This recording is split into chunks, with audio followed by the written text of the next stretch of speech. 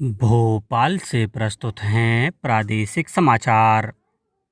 नमस्कार, समाचारों के साथ मैं जितेंद्र रघुवंशी। पहली मुख्य समाचार। प्रदेश में शुरू होगी मुख्यमंत्री सुगम परिवहन सेवा।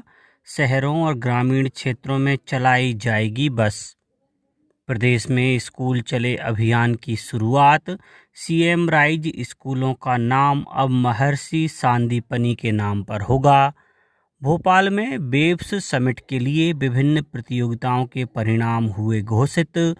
और प्रदेश में कई स्थानों पर अगले 4 दिनों में ओलावृष्टि और हल्की बारिश की संभावना। अब समाचार विस्तार से। मुख्यमंत्री डॉक्टर मोहन यादव की अध्यक्षता में हुई मंत्री परिषद की बैठक में नगरों एवं ग्रामीण क्षेत्रों के यात्री परिवहन बस सेवाएं उपलब्ध कराने के लिए मुख्यमंत्री सुगम परिवहन सेवा को स्वीकृति दी गई। ग्रामीण एवं साधारण मार्गों का यातायात सर्वे और बसों की उपलब्धता के आधार पर यात्री बसें चलाई जाएंगी। योजना का संचालन पब्लिक प्राइवेट पार्टनरशिप प्रक्रिया के आधार पर किया जाएगा। इसमें निजी बस ऑपरेटर्स को संगठित रूप से एक पारदर्शी प्रक्रिया के तहत दक्ष आईटी प्लेटफॉर्म के माध्यम से विनियमित किया जाएगा। मंत्रिपरिषद ने शासकीय सेवकों को वर्तमान में भत्तों का पुनरीक्षण करने की स्वीकृति दी है। शासकीय सेवकों के लिए 7वें वेतनमान में दे मूल वेतन के आधार पर ए श्रेणी के नगरों के लिए 10%, बी श्रेणी के नगरों के लिए 7%, सी एवं डी श्रेणी के नगरों के लिए 5% के आधार पर गृह भाड़ा भत्ता प्रदान किया जाएगा। मंत्रिपरिषद ने छतरपुर जिले के ग्राम लवकुश नगर में माता बम्बरबैनी प्राचीन स्थल मंदिर क्षेत्र को पवित्र क्षेत्र घोषित करने का निर्णय लिया है। प्रदेश में स्कूल चले हम अभियान प्रारंभ हो गया है। मुख्यमंत्री डॉक्टर मोहन यादव ने शासकीय नवीन उच्चतर माध्यमिक विद्यालय भोपाल में अभियान की शुरुआत की। इस अवसर पर उपस्थित विद्यार्थियों पर पुष्प वर्षा कर मुख्यमंत्री ने नवीन सत्र में प्रवेश की शुभकामनाएं दी। स्कूल शिक्षा विभाग के शिक्षा पोर्टल 3.0 का शुभारंभ भी हुआ। मुख्यमंत्री ने इस अवसर पर सीएम राइज स्कूलों का नाम महर्षि सांदीपनि के नाम पर करने की घोषणा की। उन्होंने कहा कि इस साल स्कूल प्रारंभ होने के साथ ही बच्चों को कॉपी किताबें दी जा रही हैं। प्रदेश के सभी जिला मुख्यालयों पर स्कूल चले हम अभियान के तहत कार्यक्रम आयोजित किए गए। स्कूल चले अभियान के तहत ग्वालियर जिले के सरकारी स्कूलों में भी प्रवेशोत्सव कार्यक्रम हुआ। सीहोर जिले में अभियान का जिला स्तरीय कार्यक्रम शासकीय सीएम राइज स्कूल मंडी में आयोजित हुआ। रायसेन में प्रवेश उत्सव कार्यक्रम का शुभारंभ मछुआ कल्याण एवं मत्स्य विकास विभाग राज्य मंत्री स्वतंत्र प्रभार तथा जिले के प्रभारी मंत्री नारायण सिंह पवार तथा सांची विधायक डॉक्टर प्रभुराम चौधरी द्वारा दीप प्रज्वलन कर किया गया। नीमच जिले में भी सभी शासकीय शालाओं में स्कूल चले हम अभियान के तहत प्रवेश उत्सव आयोजित किए गए। 17 सीएम राइज शासकीय कन्या उच्चतर माध्यमिक विद्यालय धवारी में प्रवेशोत्सव कार्यक्रम आयोजित किया गया। धार जिले के 2330 प्राइमरी 861 मिडिल स्कूलों के 7 हाई स्कूलों में भी प्रवेश उत्सव कार्यक्रम का आयोजन किया गया। केंद्रीय कृषि एवं किसान कल्याण मंत्री शिवराज सिंह चौहान ने कहा कि किसान सशक्त हों, उनकी आय बढ़े और वे आत्मनिर्भर बने। इसके लिए प्रधानमंत्री नरेंद्र मोदी के नेतृत्व में कई कार्य किए जा रहे हैं। लोकसभा में एक प्रश्न के उत्तर में श्री सिंह ने कहा कि किसान क्रेडिट कार्ड की संख्या बढ़ाई गई है। 75% से ज़्यादा छोटे और सीमांत किसानों को किसान क्रेडिट कार्ड पर सस्ता ऋण उपलब्ध है। इस पर ऋण की सीमा 3 लाख रुपए को अब 5 लाख रुपए तक किया गया है। उन्होंने कहा कि किसानों को किफ़ायती दर पर उर्वरक उपलब्ध हो सकें और उन पर बाजार की बढ़ती कीमतों का बोझ न आए, इसके लिए सरकार ने पर्याप्त सब्सिडी के इंतजाम किए हैं। सूचना और प्रसारण मंत्रालय के साथ संयुक्त भागीदारी में इंडियन कॉमिक्स एसोसिएशन ने वेब्स कॉमिक्स क्रिएटर चैंपियनशिप और international animated film association Asifa India ने वेब्स अवार्ड ऑफ एक्सीलेंस के फाइनलिस्ट की घोषणा भोपाल में की।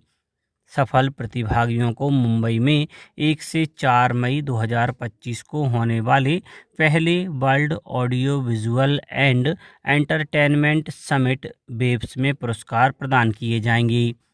इंडियन कॉमिक्स एसोसिएशन के अध्यक्ष अजितेश शर्मा ने कहा कि प्रतियोगिता का उद्देश्य भारतीय कॉमिक्स को वैश्विक स्तर पर बढ़ावा देना और उभरती प्रतिभाओं को एक मंच प्रदान करना है। उन्होंने वेब्स के बारे में भी जानकारी दी। कार्यक्रम में यूनेस्को द्वारा मान्यता प्राप्त वैश्विक गैर सरकारी संगठन association international do film D animation Asifa India के अध्यक्ष संजय खेमेसरा ने भी संबोधित किया। पीआईबीए भोपाल के अपर महानिदेशक प्रशांत पाठरावे ने बताया कि मीडिया कर्मियों के लिए पंजीयन 15 अप्रैल तक जारी है।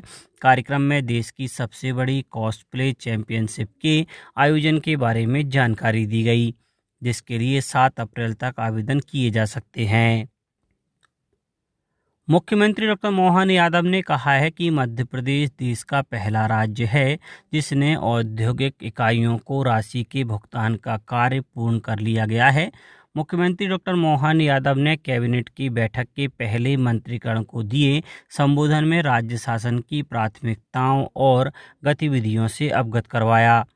उन्होंने कहा कि बृहद औद्योगिक इकाइयों को वर्ष 2024-25 में कुल 3,100 करोड़ रुपए की राशि का भुगतान किया गया। औद्योगिक विभाग के अंतर्गत बृहद औद्योगिक इकाइयों को 702 करोड़ रुपए के इंसेंटिव का भुगतान करने का कार्य किया गया। एमएसएमई विभाग के अंतर्गत औद्योगिक इकाइयों को 1,075 करोड़ रुपए के लंबित इंसेंटिव का भुगतान किया जा रहा है।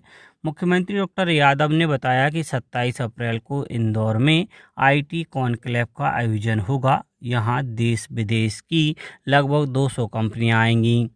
मुख्यमंत्री ने कहा कि विशेष केंद्रीय सहायता से औद्योगिक कामकाजी महिलाओं की रहवास सुविधा के लिए 284 करोड़ रुपए की राशि, 5,120 हॉस्टल की सुविधा स्वीकृत की गई है। ये हॉस्टल पीथमपुर, मंडीदीप, मालनपुर, विक्रम उद्योगपुरी, झाबुआ, सिंगरौली, देवास और नर्मदापुरम में स्वीकृत किए गए हैं।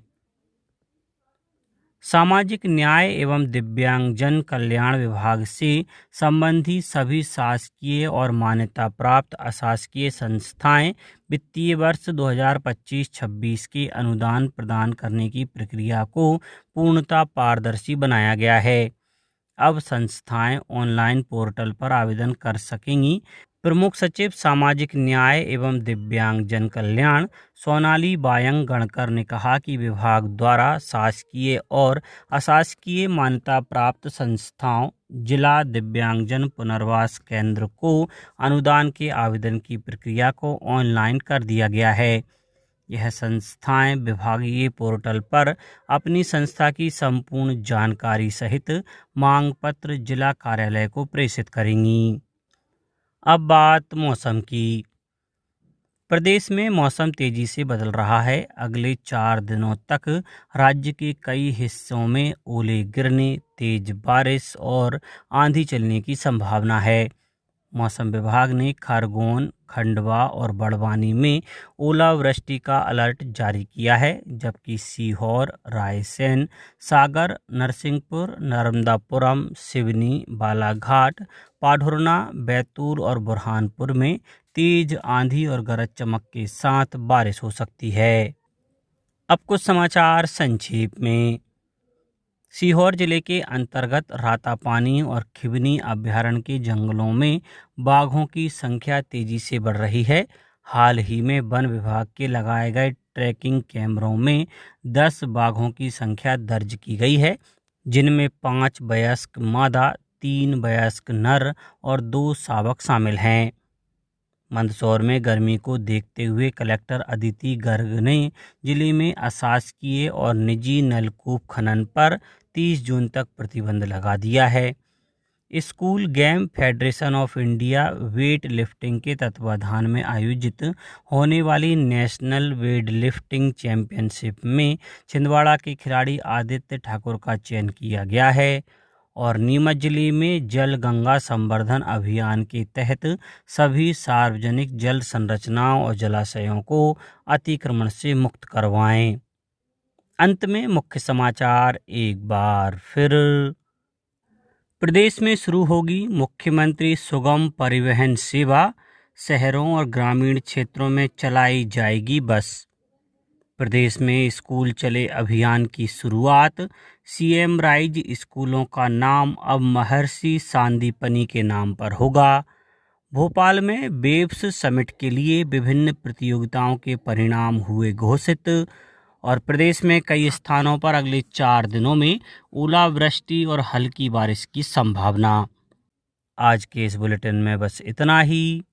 नमस्कार।